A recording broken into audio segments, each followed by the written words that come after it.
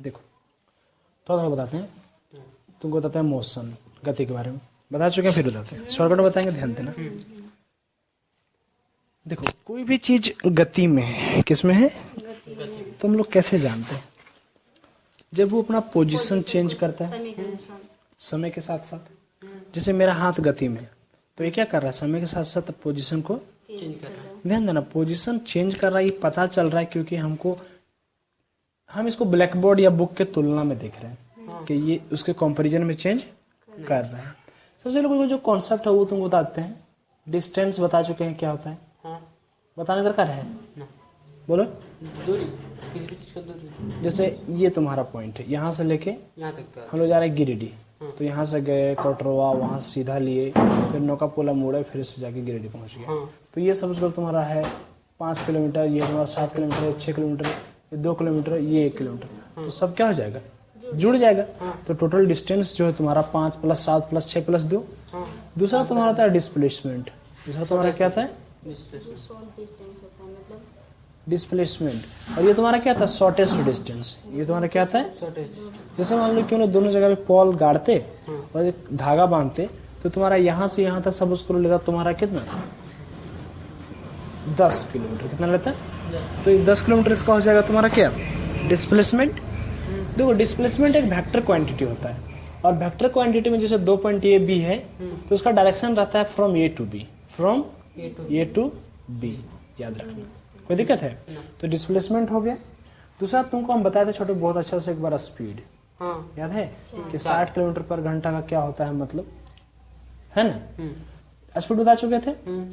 तो स्पीड है तुम्हारा सिंपली डिस्टेंस बाय टाइम, क्या होता है, डिस्प्लेसमेंट का क्या था फॉर्मूला, डिस्प्लेसमेंट का फॉर्मूला कहाँ होता है, डिस्प्लेसमेंट तो एक तरह का डिस्टेंस, मतलब बस शॉर्टेस्ट डिस्टेंस, शॉर्टेस्ट दूरी निकालना है, तो कैसे निकालेंगे, इतना मान लो 5 7 6 2 है, ठीक है, मतलब जब वही 20 तो इसको 10 जो निकाले कैसे निकालेंगे, कोई गारंटी नहीं, वो यहाँ दिया है वैसा सिचुएशन थोड़े ना।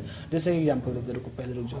तो ये तो तुम्हारा डिस्टेंस बाय टाइम है। जैसे देखो तुमसे बोलेगा डिस्प्लेसमेंट कैसे निकालते हैं, कोई तुमसे बोलेगा कि एक कुआं है, ठीक है, तो कुआं में क्या है कि जैसे सपोज करो कि कुआं का रेडियस जो है तुम्हारा वो सपोज करो है 5 मीटर।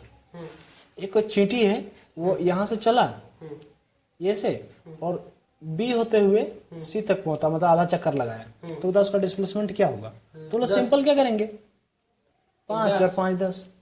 तो ये यहाँ पे ट्रिक है कि निकालने का, लेकिन जहाँ पे ट्रिक नहीं वो कहाँ से निकलेगा, जहाँ पे यूज ही नहीं। जैसे एक दूसरा एग्जाम्पल लो, सपोज करो कि एक कोई आयत है, रेक्टेंगल है, उसका तुम्हारा जो लंबाई दिया हुआ है 2 मीटर दिया हुआ है, चौड़ाई दिया हुआ है 2 मीटर।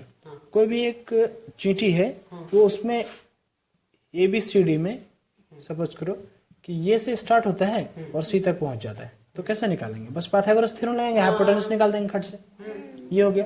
तो जहां जहां निकालने लायक है वहां निकलेगा, जहां जहां नहीं निकालने का कैसे निकलेगा, जो भी हो।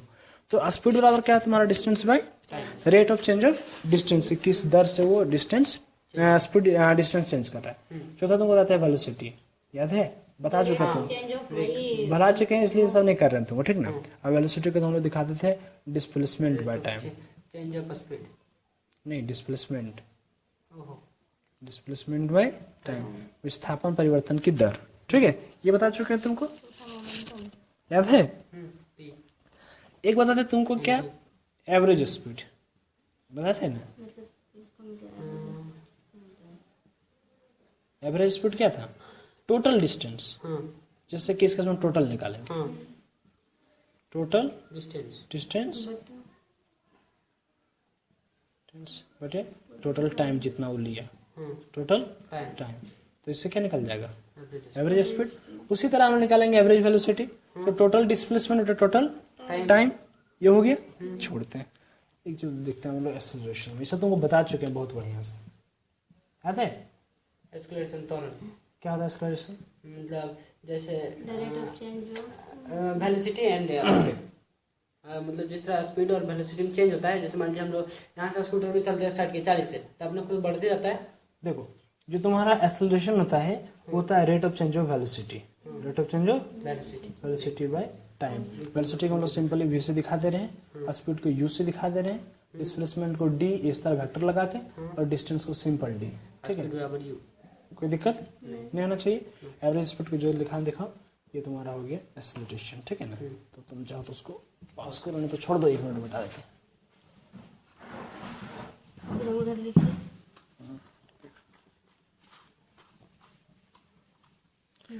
तेरा हम जितना बताया हुआ हम उतना ही बता रहे हैं, ठीक है ना। उससे ज्यादा एकदम नहीं बता रहे, ठीक है। करो रोहन, क्यों नहीं? चलो देखो, फिर तुमको हम बताए थे कि कुछ इक्वेशंस ऑफ मोशंस याद है? इक्वेशंस मोशन, गति ऑफ मोशन याद है? उसमें 4 इक्वेशन बताए थे, 4 या 5। उसमें क्या था? S is equal to, S यहाँ पे डिस्टेंस है, एस क्या तुम्हारा? Distance, U T plus half T square, ये टी स्क्वायर, हाँ याद है? हाँ, V square is equal to U square plus 2a S, याद है? v is equal to u plus A T, ये सब चीज बताए थे, याद है? हाँ। देखो, एक और बात होता है तुम्हारा, होता है कि कोई भी एक क्वेश्चन पूछेगा कि 5वां सेकंड में वो कितना दूर गया होगा। जैसे कि बात समझो, सपोज करो कि तुम गाड़ी चला रहे हो, किसी स्पीड में गाड़ी चल रहा है। अब मान लो जब हम लोग एक्सेलरेशन में लगाते हैं तो अगर 40 के स्पीड में गाड़ी है तो उसका स्पीड बदलेगा, एक्सेलरेशन लगाए तो 10 सेकंड बाद जो उसका स्पीड है, सपोज करो 70 पहुंच गया। तो जब 40 की स्पीड में चल रहा था उस समय टाइम 5 सेकंड हुआ था। जब 70 के स्पीड में पहुंचा तो 10 सेकंड बढ़ने के बाद 15 सेकंड टाइम हो गया। गाड़ी 15 सेकंड तक चला है अभी। जब 40 के स्पीड में था वो 5 सेकंड में, तो 5 से 6 सेकंड में वो जितना दूरी तय करेगा, 10 सेकंड बाद वही 10 से 11 सेकंड में ज्यादा दूरी नहीं तय करेगा, क्योंकि यहाँ पे 70 के स्पीड में गाड़ी चल रहा है अब एक्सेलरेशन के कारण। तो तुमसे पूछ सकता है कि बताओ एक्सेलरेशन इतना लग रहा था तो इतना सेकंड में कितना दूरी तय कर लिया होगा। जैसे वही फिर 10 सेकंड बाद बात करेंगे तो उसने 70 का 120 का स्पीड पकड़ लिया हो, कोई गारंटी नहीं। तो उस समय का सेकंड जो होगा 20 से 21 सेकंड, उसमें हो सकता है वो 200 मीटर दूरी तय किया हो, इस केस में 500 मीटर तय किया हो, इस केस में 150 मीटर। तो तुमसे पूछ सकता है कि जो डिस्टेंस होगा वो टीएथ सेकंड में, टीएथ मतलब 5वां 6वां 7वां कोई सेकंड में जो दूरी होगा वो तुम्हारा सिंपल क्या आ जाएगा, u प्लस हाफ, ना यूटी होना चाहिए वहां पे यार, यहाँ पे यूटी होगा, ठीक। यूटी हाफ ए 2t माइनस 1, याद रखना। टाइम जमा सेकंड होगा, ये देख लेना इसको जरा एक बार, ठीक है। तो ये हो गया तुम्हारा। देखो कुछ कुछ तुम्हारा पॉइंट है तुम्हारा कि अगर स्पीड घटता हुआ हो, स्पीड घटता जैसे ब्रेक लगाते हैं, देखो एक्सेलरेशन होता है चेंज इन वेलोसिटी, जो तुम्हारा स्पीड है गाड़ी का, जो वेलोसिटी है उसमें चेंज होना हम बोल रहे हैं, ये नहीं बोल रहे बढ़ना या घटना। तो बढ़े या घटे चेंज ही हो रहा है। ब्रेक मारे तो घटा, एक्सेलरेटर लिए तो बढ़ा, चेंज तो दोनों में स्पीड हुआ। तो जब भी घटता हुआ हो तो उसमें एक्सेलरेशन को नेगेटिव लेते हैं, और जब बढ़ता हुआ तो एक्सेलरेशन को पॉजिटिव लेते हैं। कोई दिक्कत है बोलो? तो ये तुम्हारा हो गया पूरा, इसमें देख लें हम लोग। एक बात याद रखना, तेरा बुक में दिया हुआ है कि जैसे कोई भी वस्तु जब चलता है तो शुरुआत में उसका स्पीड 0 होता है। जैसे एक पत्थर को ऊपर से गिरा दिए तो जब चला होगा तो 0 ही नहीं चला होगा, और जब हम लोग जब उसका स्टॉप होता है एकदम, तो उसमें भी उसका फाइनल वाला भी क्या होता है, चलता है तो 0, रुकता है तो 0। ये दो चीज याद आ गया, ठीक है ना। देखो अब हम लोग चलते हैं थोड़ा गुरुत्वाकर्षण वाला। किसमें चलते हैं? ग्रेविटी में सिंपल क्या है कि जहां जहां ए है वहां वहां जी पुट हो जाएगा। जी मतलब ग्रेविटी। देखो समझाते हैं। जैसे हम लोग गाड़ी को में एक्सेलरेशन लगाते हैं, जो तुम्हारा गाड़ी में एक्सेलरेशन लगाते हैं उसमें सिंपली क्या होता है कि जैसे एक्सेलरेटर हम लोग हाथ से देते हैं, जब लोग पत्थर को गिराते हैं तो उसने दिन बहुत डिटेल से बताए थे कि छोड़ेंगे धीरे धीरे उसका स्पीड बढ़ते जाएगा क्या, और हम लोग पत्थर को बहुत जोर से फेंके नीचे से, तो समय के साथ साथ जैसे जैसे ऊपर जाएगा उसका स्पीड धीरे धीरे घटते जाएगा। फेंकेंगे तो क्या होगा, घटेगा ना। हाँ। तो एक तरह से समझो, जब एकदम टॉप में पत्थर पहुंचता होगा जहां से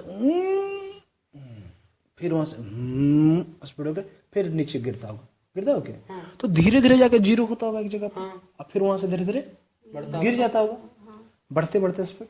हाँ। तो ये जो ग्रेविटी, जो धरती का ग्रेविटी है, वो दोनों में काम किया। जब वो गिर रहा था उसको बढ़ाने के लिए काम किया, और जब फेंके तो धड़धड़ा उसको हटाने के लिए काम के। और जब फेंके थे तो उसको घटाने में काम किया, धीरे धीरे उसको रोका, पकड़ने लगा नहीं। किया। हाँ। तो एक तरह से ब्रेक लग रहा है जाते समय, हाँ। और आते समय में उसको एक्सेलरेशन बढ़ रहा है। हाँ। तो होगा क्या कि जैसे ये जो डिस्टेंस है, ऐसे यहाँ पे क्या है, डिस्टेंस है। तो हम लोग जैसे पत्थर फेंके तो हम लोग बोलेंगे कितना हाइट पहुंचेगा, कितना हाइट, उसको एच दिखा दिए। एच बराबर यू टी, शुरुआती में जितना उसको वेलोसिटी दिए थे, यू मतलब इनिशियल वेलोसिटी, शुरुआत वाला वेलोसिटी, शुरुआत वाला स्पीड, माइनस हो जाएगा। क्यों? क्योंकि उसमें हाफ जी टी स्क्वायर ये घटने वाला। देखो इस इक्वेशन को इसको मिला तो ये तो सेम है, सिर्फ डिस्टेंस की जगह हाइट हो गया कि कितना ऊपर पहुंचेगा। ये प्लस होता अगर ये बढ़ाने का काम करता तो, पर ये अगर घटाने का काम करे तो हम लोग क्या लेते हैं, माइनस। लेकिन जब तुमसे कोई पूछे कि भाई जब इसको गिराए हैं तो शुरू में से छोड़ दिए तो यू तो जीरो हो गया, यू तुम्हारा क्या हो गया, जीरो। पर जी इस पर क्या जगह प्लस, जब वो गिरेगा तब नहीं कि कितना नीचे तक पहुंचेगा या कितना जो भी पहुंचे तुम्हारा बात, तो ये तुम्हारा हो जाएगा क्या, प्लस। तो प्लस या माइनस दोनों ले सकते हम लोग यहाँ पे। तो इस तरह हम लोग फाइनल वेलोसिटी का अगर यहाँ से बात करें तो वी स्क्वायर बराबर you square plus minus 2g h height, ये इसका जगह पे हाइट लगा दे रहे हैं। कोई दिक्कत है बोलो? आगे देखो, अब एक और तुम्हारा क्वेश्चन आता है ये वाला, V square is equal to U square plus minus 2gt। हाँ। कोई दिक्कत है? nth सेकंड में कितना तय करेगा, तो उसी तरह 2 को पी की जगह पे g लगा देना, छोड़ दें। कर दीजिए। लेकिन यहाँ भी साला u ही दिया है वो, तो यहाँ ऐसा नहीं होगा कि यहाँ u ही हो, इसको हम तुमको बाद बता देंगे, ठीक है? तो ये था तुम्हारा गति का थोड़ा बहुत चीज, ठीक, बंद करो उसको। फोटो खींचो।